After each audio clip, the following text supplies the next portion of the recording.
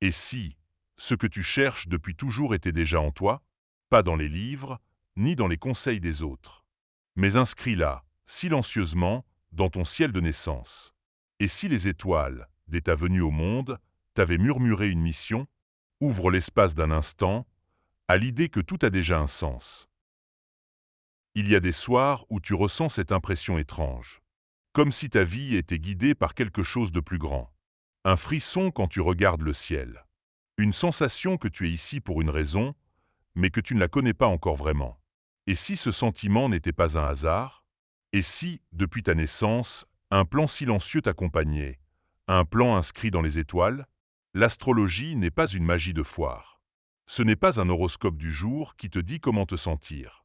C'est un langage ancien, une carte codée, qui te montre où tu es et surtout qui tu es profondément. Ton thème natal, c'est la photographie exacte du ciel au moment de ta naissance. Chaque planète, chaque position, chaque angle porte un message. Et non, tu n'es pas juste ton signe astro. Tu es un univers à toi seul. Ton soleil parle de ton essence. Ta lune, de ton monde intérieur. Ton ascendant, de la façon dont tu avances dans la vie. Et chaque maison, chaque aspect, révèle une part de ton potentiel. Quand tu regardes cette carte pour la première fois, tu ne comprends peut-être rien. Mais ton âme, elle, reconnaît. C'est comme si une partie oubliée de toi se réveillait doucement. Ce que l'astrologie propose, ce n'est pas de te prédire ton avenir, mais de t'aider à te souvenir de qui tu es. Pas une vérité extérieure, mais un miroir intérieur. Et ce miroir peut t'éclairer, si tu acceptes de te regarder vraiment. Il y a dans le ciel un alphabet que peu de gens savent lire. Un langage ancien, subtil, vivant. Un langage qui ne s'écrit pas avec des mots, mais avec des symboles, des cycles et des mouvements. Et pourtant, ce langage te parle. Il murmure au creux de tes silences. Te rappelle que tu es bien plus qu'un simple nom, qu'une date ou un métier. Tu connais ton signe solaire, peut-être. Mais as-tu déjà rencontré ta lune? As-tu déjà observé ton ascendant comme un chemin? Sais-tu ce que révèle la maison 4 de ton thème, celle de tes racines profondes? Ou la maison X, celle de ta vocation silencieuse? Ton thème astral est une carte intérieure. Une carte que tu portes depuis toujours. Une sorte de miroir, qui ne te dit pas qui tu dois devenir, mais qui te montre qui tu es déjà. Chaque planète représente une énergie. Mars, ta manière d'agir. Vénus, ta façon d'aimer. Mercure, ta façon de penser et de parler. Mais ce n'est pas tout. Les planètes sont placées dans des maisons, des zones de vie. Là où elles tombent, elles te montrent où ces énergies s'expriment. Et puis il y a les aspects, les angles que les planètes forment entre elles. Ce sont des dialogues internes, parfois harmonieux, parfois tendus. Ils racontent les alliances et les tensions qui vivent en toi. Quand tu lis ton thème, ce n'est pas une lecture extérieure. C'est une relecture de ta vie, avec une nouvelle lumière. Tu comprends pourquoi certaines situations se répètent, pourquoi certains choix te reviennent toujours. Tu perçois enfin le fil rouge, celui que ton mental ne voyait pas, mais que ton âme ressentait confusément. Lire ton thème, c'est offrir un miroir. Pas un miroir pour te juger, mais un miroir pour te reconnaître. Et parfois, il suffit d'un seul symbole, pour que tout ce que tu vivais prenne enfin un sens. On t'a peut-être appris à te conformer, à rentrer dans des cases, à taire ce qui en toi débordait, brillait, dérangeait.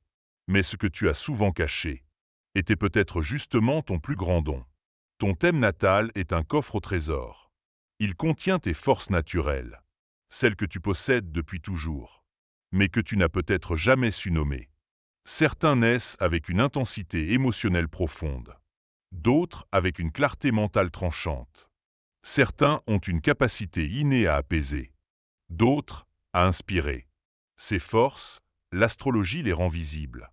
Elle ne les invente pas, elle les dévoile. Elle éclaire pourquoi tu te sens vivant dans certains contextes et vidé dans d'autres.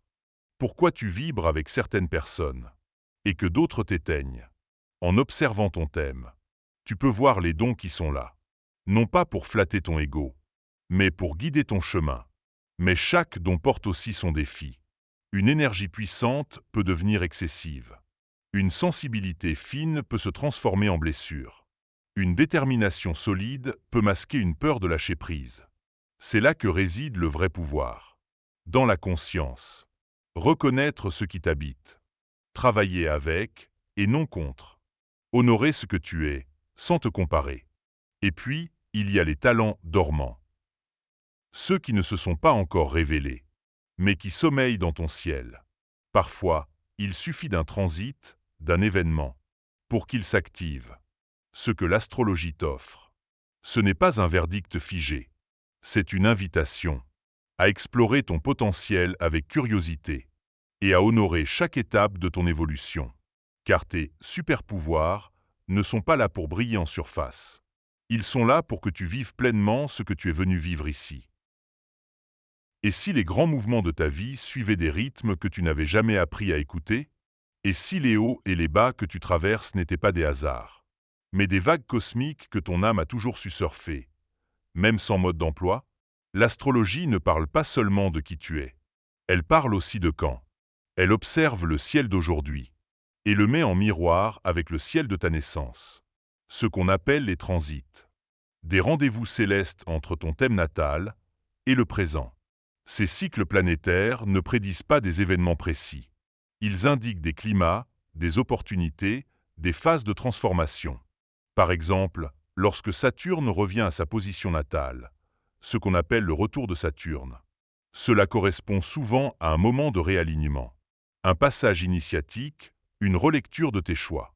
C'est comme si l'univers te disait « Es-tu prêt à incarner pleinement l'adulte que tu es devenu ?» Les transits de Jupiter, eux, parlent d'expansion, d'opportunité, de confiance. Mais seulement si tu oses sortir de ta zone de confort. Et Pluton, lui, il transforme tout sur son passage. Il pousse à mourir à l'ancien pour renaître plus vrai.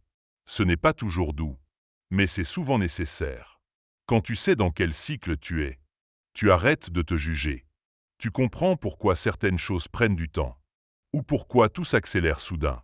Tu apprends à travailler avec l'énergie du moment, plutôt que de lutter contre elle. Danser avec les planètes, c'est apprendre à sentir quand agir, quand écouter, quand laisser germer. Ce n'est pas de la superstition, c'est de la conscience. Et cette conscience te donne un pouvoir immense, celui de collaborer avec la vie, au lieu de la subir. Tu n'as pas besoin d'être astrologue pour commencer ce voyage. Il te suffit d'être curieux. Curieux de toi. Curieux de cette carte silencieuse qui t'accompagne depuis ta naissance. Explorer ton thème natal. C'est un peu comme ouvrir un journal intime. Écrit dans une langue que tu n'as jamais apprise, mais que ton cœur comprend intuitivement. La première étape, imprime ton thème. Regarde-le. Observe. Laisse-toi toucher, même si tu ne comprends pas tout. Ce n'est pas grave. Ce n'est pas mental. C'est vibratoire. Tu peux commencer par ton soleil, ta lune, ton ascendant. 3 portes qui ouvrent déjà beaucoup. Et puis regarde les maisons, les aspects, les dominantes. Non pas pour te coller une étiquette, mais pour ressentir ce qui résonne, ce qui vibre. Tiens un journal. Note ce que tu découvres. Pas seulement les explications techniques, mais ce que tu ressens en toi, ce que ça t'évoque, ce que ça réveille. Parce que l'astrologie, ce n'est pas seulement des données. C'est une lecture symbolique. C'est de l'intuition.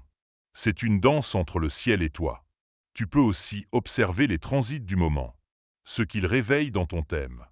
Comment tu les vis dans ton quotidien? Qu'est-ce qu'ils t'invitent à comprendre ou à transformer? Et surtout, ne cherche pas à tout maîtriser. Tu n'as pas besoin de savoir tout lire pour commencer à voir. L'essentiel, c'est l'intention.